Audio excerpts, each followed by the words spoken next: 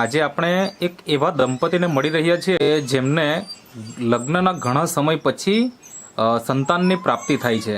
સંતાન પ્રાપ્તિનું જે રિઝલ્ટ મળ્યું છે એ કઈ રીતે મળ્યું? પ્રથમ તમારો પરિચય આપજો. શું નામ છે તમારું? ભરતભાઈ મનોભાઈ પટેલ. અને તમારું ગામ?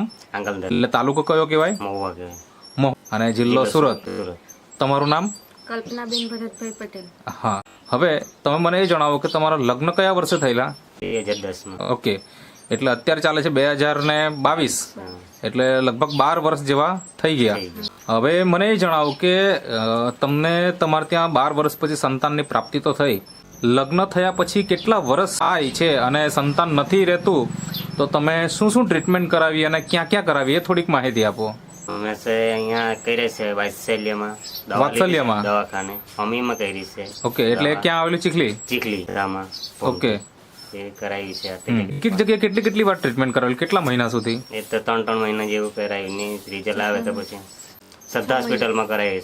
તો ડોક્ટર લોકો શું કહેતા હતા? આ લોકો કે આવી જાય એમ કે કોઈ નોર્મલ છે, કોઈ પ્રોબ્લેમ નથી એમ. ઓકે. એટલે તમારા રિપોર્ટ બધા નોર્મલ આવતા છે એમ. આવી રીતના તમે કેટલા વર્ષથી ટ્રીટમેન્ટ ચાલુ કરેલી લગ્નના? વર્ષ તો ચાલુ કરી.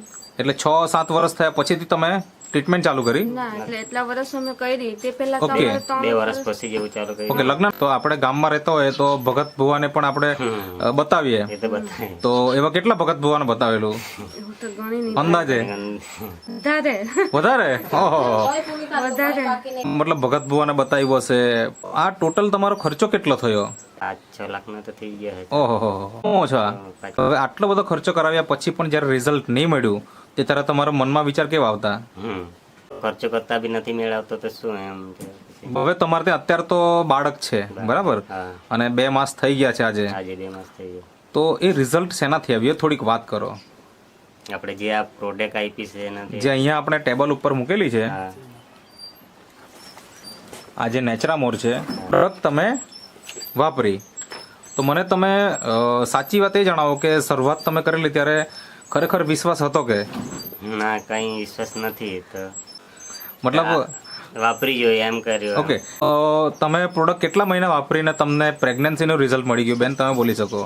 એક 15 દિવસ પછી અમે દવા લીધી, માસિક આવ્યું ને ઓકે. પછી પાછું માસિક ચાલુ થયું, પછી તો રિઝલ્ટ આવી ગયું. ઓકે. એટલે કેટલા મહિનો? 1.5 મહિનો? 1-1.5 મહિનામાં રિઝલ્ટ આવી ગયું. 1.5 મહિનામાં રિઝલ્ટ મળી ગયું.